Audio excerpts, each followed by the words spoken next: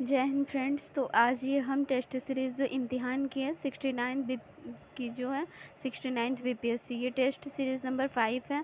तो आज हम इसका क्वेश्चन सॉल्व करेंगे। आइए स्टार्ट करते हैं क्वेश्चन। तो इसमें जो पहला क्वेश्चन है वो है अभिलेखों में संस्कृत भाषा का प्रयोग मिलता है। तो इसका जो राइट आंसर होगा वो होगा ईसा की दूसरी सदी में। फिर नेक्स्ट है कि भारत निम्नलिखित कथन पर विचार करिए।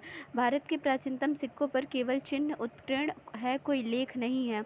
और दूसरा है कि हिंद भवनों ने भारत में सिक्का निर्माण की डाई विधि का प्रचलन किया। और थर्ड है कि सर्वप्रथम हिंद यूनानियों ने ही स्वर्ण मुद्राएं जारी की थी। तो इसका राइट आंसर हमारा क्या हो जाएगा? तो इसमें हो जाएगा उपरोक्त सभी।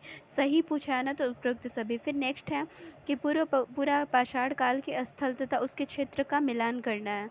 तो इसमें जो राइट आंसर होगा हमारा ए हो जाएगा, क्योंकि पहलगाम के सामने कश्मीर सही है, बेलन घाटी के सामने इलाहाबाद भी सही है, और नेवासा के सामने अहमदनगर, और राम पक्कम के सामने तमिलनाडु। तो ऐसे हमारा राइट आंसर जो हो जाएगा वो ए सही हो जाएगा। फिर नेक्स्ट क्वेश्चन देखते हैं कि निम्न कथन पर विचार कीजिए। पहला है कि पूरे भारतीय उपमहाद्वीप में पुरापाषाण काल के आदि मानव का कोई जीवाश्म नहीं मिला। और दूसरा है कि भारत में प्रागैतिहासिक मानव का प्राचीनतम साक्ष्य जीवाश्म नर्मदा घाटी के क्षेत्र हथनौरा से मिला है। मनुष्य का उद्भव स्थान अफ्रीका माना जाता है। तो इसका जो राइट आंसर होगा वो क्या होगा? तो इसका राइट आंसर हो जाएगा डी। क्या पूछा है? कथन पूछा है, कौन सा गलत है? तो इसमें डी हो जाएगा, कोई गलत नहीं है। फिर नेक्स्ट क्वेश्चन है 5 नंबर की। मध्य पाषाण काल में प्रयुक्त होने छोटे उपकरणों को कहा जाता था। तो इसको क्या कहा जाता था? तो इसको माइक्रोलिथ कहा जाता था। फिर नेक्स्ट क्वेश्चन है कि मध्य पाषाण कालीन मानव अस्थिपंजर के कुछ अवशेष निम्न में से कहाँ से प्राप्त हुए हैं? तो ये प्राप्त हुए हैं महदाह से। नेक्स्ट है कि निम्न में से कौन नवपाषाण कालीन स्थल बिहार से संबंधित है? तो उसका राइट आंसर होगा चिरांद। फिर नेक्स्ट क्वेश्चन हम देखते हैं कि निम्न में से किस काल में मानव में अस्थायी निवास की प्रवृत्ति हुई है? तो इसका राइट आंसर हो जाएगा शीर्ण नवपाषाण काल। फिर नेक्स्ट है कि नवपाषाण काल के संदर्भ में निम्न कथनों पर विचार कीजिए। तो इसका राइट आंसर क्या हो जाएगा?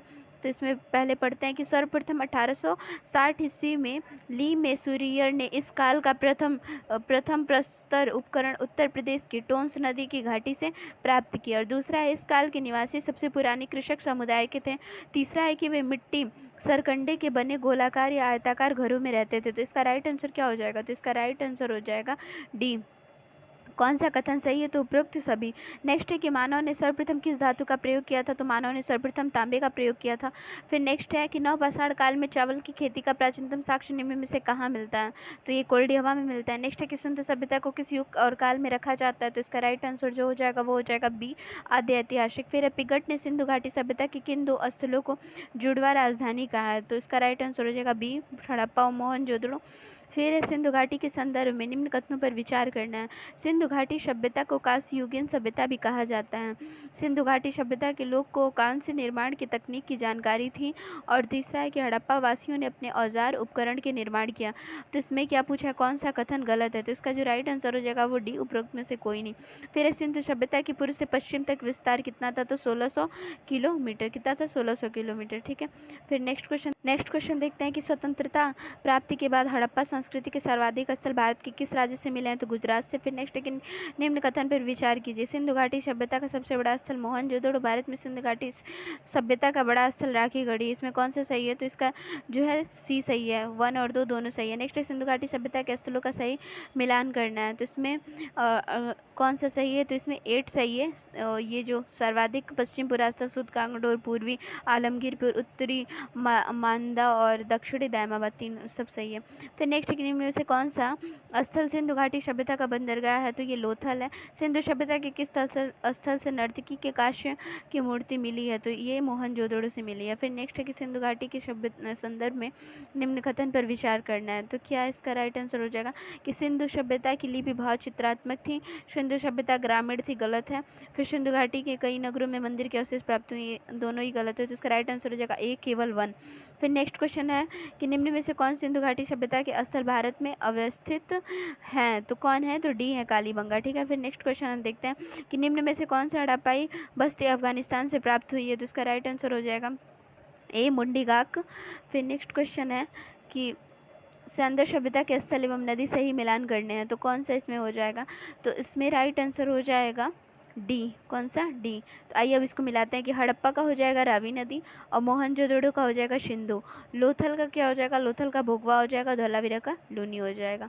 तो राइट आंसर हमारा डी होगा। फिर नेक्स्ट है कि सिंधु घाटी सभ्यता के स्थल एवं उत्खनन से प्राप्त साक्ष्य का सही मिलान करना है। तो 25 का हो जाएगा ए। इसके आगे जो लिखा हुआ है सब सही है, ठीक है। फिर नेक्स्ट क्वेश्चन हम देखते हैं कि सैंधव सभ्यता के संदर्भ में कौन सही नहीं है। तो ये देखिए हमें यहीं पे दिख गया कि जो सैंधव सभ्यता थी वो मातृसत्तात्मक थी, ना कि पितृसत्तात्मक। तो डी ऑप्शन हमारा हो जाएगा। फिर है भारतीय प्रागैतिहासिक का पिता निम्न में से किसे कहा जाता है? तो रॉबर्ट ब्रूक्स को कहा जाता है।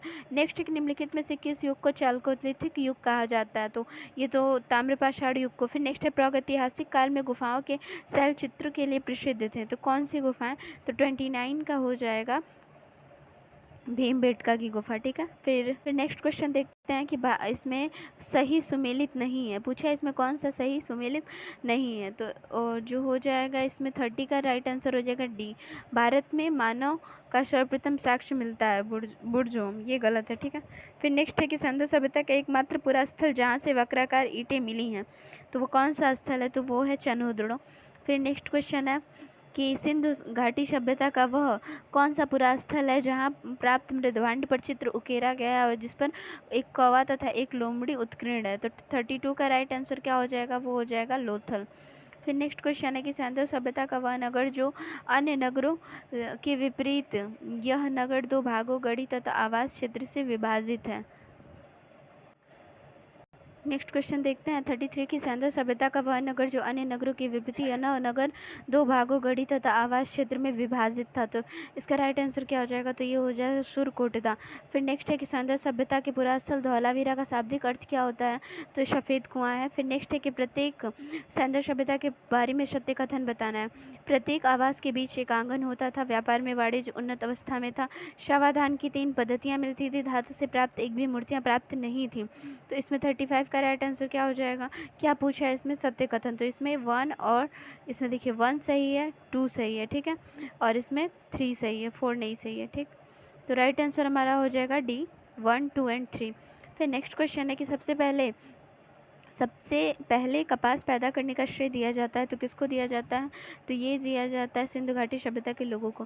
फिर नेक्स्ट क्वेश्चन देखते हैं कि निम्न में से सुमेलित नहीं है, तो कौन सा सुमेलित नहीं है पूछा है इसमें। तो इसका जो राइट आंसर हो जाएगा वो हो जाएगा 37 का राइट आंसर हो जाएगा सी, रोपड़ जो है वो सुमेलित नहीं है, ठीक है, रोपड़ नहीं सुमेलित है। नेक्स्ट है सिंधु घाटी सभ्यता के पूरा स्थल धौलावीरा के संबंध सही कथन नहीं है। धौलावीरा के संबंध में कौन सा सही कथन नहीं है? तो इसका जो 38 का जो राइट आंसर हो जाएगा बी, यह राजस्थान में अवशिष्ट है। फिर नेक्स्ट क्वेश्चन है कि सिंधु घाटी सभ्यता के स्थल तथा वहाँ से प्राप्त साक्ष्य का सही मिलान करना है। तो इसमें क्या हो जाएगा राइट आंसर? तो ए हो जाएगा 39 का, 1, 2, 3, 4 मतलब इसके सामने जो है वो सही है। वृषभ मृदा, मोहनजोदड़ो, मृट्टपट्टिका, कालीबंगा और शवादाना 37 हड़प्पा, कुत्ते के मालिक के साथ दफनारा रोपड़, ठीक है। फिर नेक्स्ट क्वेश्चन हम देखते हैं इसमें कि सिंधु घाटी की सभ्यता में संदर्भ में सही कथन कौन सा है? पशु शेर के अवशेष अभी तक सैंधव सभ्यता से प्राप्त नहीं हुए हैं।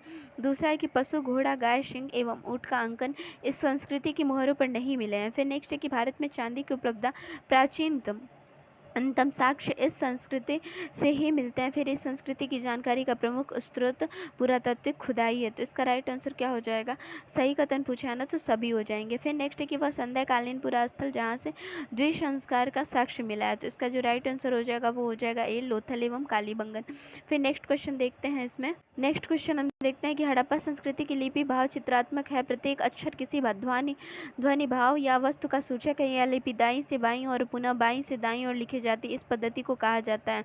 तो इसको बोस्ट्रोफेदन। फिर नेक्स्ट सैंधव सभ्यता के स्थल तथा उसके उत्खननता का सही युग्म है। तो सही युग्म है तो कौन सा सही युग्म है? तो सी है हड़प्पा, रखालदास बनर्जी। सिंधु घाटी सभ्यता का महान स्नानागार किस पुरा स्थल से प्राप्त हुआ है? तो मोहनजोदड़ो से। नेक्स्ट है कि सैंधव सभ्यता के पतन के संदर्भ में सही सुमेलन कीजिए। तो इसका राइट आंसर क्या हो जाएगा? 45 का हो जाएगा इसमें हो जाएगा डी। कौन सा AMR साइनी का सही है, जॉन मार्शल का प्रशासनिक भी सही है, आर्टिस्टाइन का जलवायु परिवर्तन, अर्जले मैके एवं जॉर्नवेस्ट का हो जाएगा बाढ़। फिर नेक्स्ट है कि सिंधु घाटी सभ्यता में टीन कहाँ से आयात किया जाता है, तो ये कहाँ से आयात किया जाता है, तो अफगानिस्तान से। फिर नेक्स्ट है कि हड़प्पा सभ्यता के समान आवास क्षेत्र के दक्षिण स्थित कब्रिस्तान नाम दिया गया समाधि R37। सिंधु सभ्यता के निर्माता के रूप में द्रविड़ को कौन निम्न से कौन मानता है, तो 48 का राइट आंसर हो जाएगा रखालदास बनर्जी। फिर नेक्स्ट क्वेश्चन देखते हैं इसमें कि सिंधु सभ्यता की किस पुरास्थल से हाथ से बनी हुई सूती कपड़े का टुकड़ा मिला है, तो 49 का जो राइट आंसर हो जाएगा वो ए हो जाएगा मोहनजोदड़ो। फिर नेक्स्ट क्वेश्चन है कि निम्न कथन में से कौन सा कथन गलत है, तो डी ऑप्शन हमारा गलत है, पर्दा तथा एवं वैश्यावृत्ति हड़प्पाई सभ्यता में प्रचलित नहीं थी, तो ये गलत है। फिर नेक्स्ट है 51 कि सिंधु सभ्यता कौन सा कथन सही है, तो सिंधु सभ्यता केवल पशु पक्षी एवं मृण मूर्तियाँ प्राप्त हुई हैं, और दूसरा है कि सिंधु सभ्यता की मृण मूर्तियाँ में नर तथा की अपेक्षा सर्वाधिक नारी की मृण मूर्तियाँ मिली हैं, तो इसमें कौन सा सही है, तो इसमें सही है बी केवल 2। ठीक है। फिर नेक्स्ट क्वेश्चन है कि ऋग्वैदिक कालीन आर्यों और सिंधु घाटी के लोगों की संस्कृति के बीच अंतर संबंध में निम्नलिखित कथनों में से कौन सा सही है, तो पहला है कि ऋग्वैदिक कालीन आर्य कवच एवं शस्त्रास्त्र हेलमेट का उपयोग करते थे, जबकि सिंधु घाटी सभ्यता के लोगों में उनके उपयोग का कोई साक्ष्य नहीं मिलता था। फिर सेकंड है कि ऋग्वेदन कालीन आर्यों का स्वर्ण चांदी और ताम्र का ज्ञान था, जबकि सिंधु घाटी के लोगों को केवल ताम्र और लोहे का ज्ञान था। फिर है कि ऋग्वैदिक कालीन आर्यों ने घोड़े की पालतू बना दिया, जबकि इस बात का कोई साक्ष्य नहीं कि सिंधु घाटी के लोग इस पशु को जानते थे। फिर नेक्स्ट है 4 की सिंधु सभ्यता का पर्दा प्रथा प्रचलित थी, जबकि वैदिक सभ्यता पर्दा प्रथा प्रचलित नहीं थी, तो 52 का राइट आंसर क्या हो जाएगा, तो इसमें हो जाएगा सी केवल 1 सही है और 3 सही है और 4 सही है। ठीक है। फिर नेक्स्ट क्वेश्चन देखते हैं ग्रीक वैदिक काल में वाजपति होते थे, तो 53 का राइट आंसर हो जाएगा सी ग्राम का मुखिया।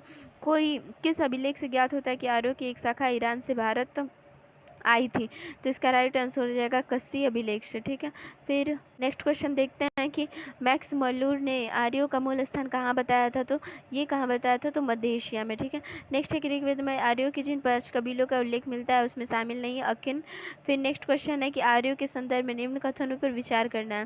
पहला कह दिया है कि आर्यों का आगमन 1500 ईस्वा पूर्व कुछ पहले हुआ था। आर्यों ने भारत में सर्वप्रथम सिंधु प्रदेशों में बसना प्रारंभ किया। आर्य शब्द श्रेष्ठ वंश को इंगित करता है। क्या पूछा है, कौन सा गलत है, तो इनमें से कोई भी गलत नहीं है। फिर नेक्स्ट है कि निम्न में से किस ग्रंथ में सबसे पहले वर्ण शब्द का वर्णन मिलता है, तो इसका राइट आंसर क्या हो जाएगा, तो इसमें हो जाएगा ऋग्वेद में।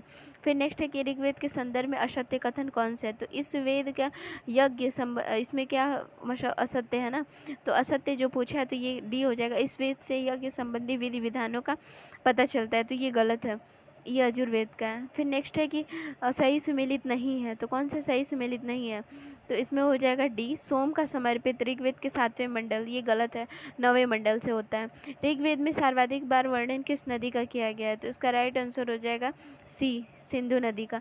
नेक्स्ट ऋग्वेद को किस ईरानी ग्रंथ के समान माना जाता है, तो इसका जो राइट आंसर हो जाएगा वो हो जाएगा ए हो जाएगा जैंद अवस्था। क्या है, जैंद अवस्था। फिर नेक्स्ट क्वेश्चन हम देखते हैं कि मैं कवि हूँ, मेरे पिता वैद्य हैं, माता अन्न पीसने वाली हैं, कवि अंगरीश हैं, का यह कथन ऋग्वेद के किस मंडल में वर्णित है, तो पहले में। नेक्स्ट है कि वैदिक नदी और उसका आधुनिक नाम का सही मिलान करना है, तो इसमें कौन सा सही होगा, तो इसमें ए सही हो जाएगा, 64 का है ना, तो इसमें 64 में सी सही हो जाएगा। कौन सा सही होगा, तो सी होगा। तो मिलाते हैं, वितस्तता का झेलम हो जाएगा, परुषणी का रावी हो जाएगा, और विपाशा का व्यास हो जाएगा, सतुद्री का सतलज हो जाएगा। राइट आंसर हमारा सी हो जाएगा। नेक्स्ट है कि अफगानिस्तान का वर्तमान वह नदी जो ऋग्वेद में उल्लेखित है, क्या नाम है, तो उसका नाम है 65 का राइट आंसर हो जाएगा कुर्रम और काबुल। फिर है राजशेखर की किस नदी का आर्यव्रत और दक्षिणापथ को विभाजित करने वाली रेखा माना जाता है, तो इसका राइट आंसर हो जाएगा नर्मदा नदी। फिर नेक्स्ट है कि ऋग्वेद के मरुस्थल के लिए किस शब्द का प्रयोग किया जाता है, तो वो धन्व का, किसका, धन्व का। नेक्स्ट है कि आर्यों के लिए ब्रह्मशी देश संबंध है था, तो किसका था, 68 का राइट आंसर हो जाएगा गंगा यमुना क्षेत्र। आर्यों के विजयी होने के कारणों में कौन शामिल नहीं है, तो इसका जो राइट आंसर हो जाएगा वो हो जाएगा गाय। नेक्स्ट क्वेश्चन देखते हैं कि निम्न कथन पर विचार कीजिए। गोत्र शब्द का सर्वप्रथम प्रयोग ऋग्वेद में हुआ। दूसरा, गोत्र प्रथा की स्थापना उत्तर वैदिक काल में हुई है, तो इसमें क्या पूछा, उपरोक्त कथन सही है, तो कौन सा इसमें सही होगा, तो इसका डी ऑप्शन हो जाएगा। एक मिनट, क्या पूछा है इसमें, कौन सा कथन सही है?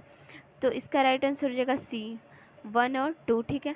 नेक्स्ट है कि 10 राज युद्ध का उल्लेख ऋग्वेद के किस मंडल में है?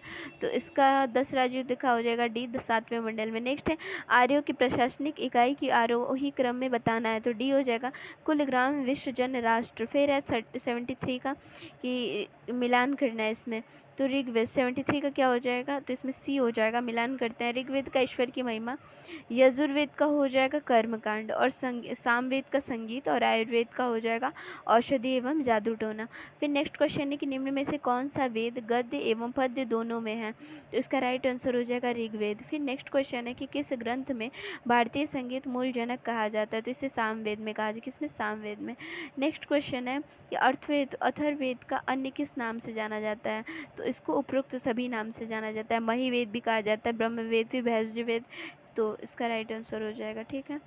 फिर हम नेक्स्ट क्वेश्चन देखते हैं कि किस उपनिषद में चारों आश्रमों का उल्लेख है? तो ए जवालो उपनिषद में। राष्ट्रीय भावना का सुदृढ़ प्रतिपादन सर्वप्रथम किस में देखने को मिलता है? तो अथर्ववेद में। फिर नेक्स्ट है कि आयुर्वेद किस वेद का उपवेद है? तो ऋग्वेद का। ठीक है। फिर नेक्स्ट क्वेश्चन है वेद त्रयी में शामिल वेद कौन से हैं? ऋग्वेद, सामवेद, यजुर्वेद। पहला क्वेश्चन हमारा सही हो जाएगा। तो ये इम्तिहान की टेस्ट सीरीज थी जिसमें हमने जो हिस्ट्री के क्वेश्चंस किए हैं। इसके पहले की भी जितनी भी टेस्ट सीरीज़ है वो चैनल पे अपलोड है, आप उसकी प्लेलिस्ट भी बनी हुई है, आप वहाँ से उसको देख सकते हैं। Thank you so much.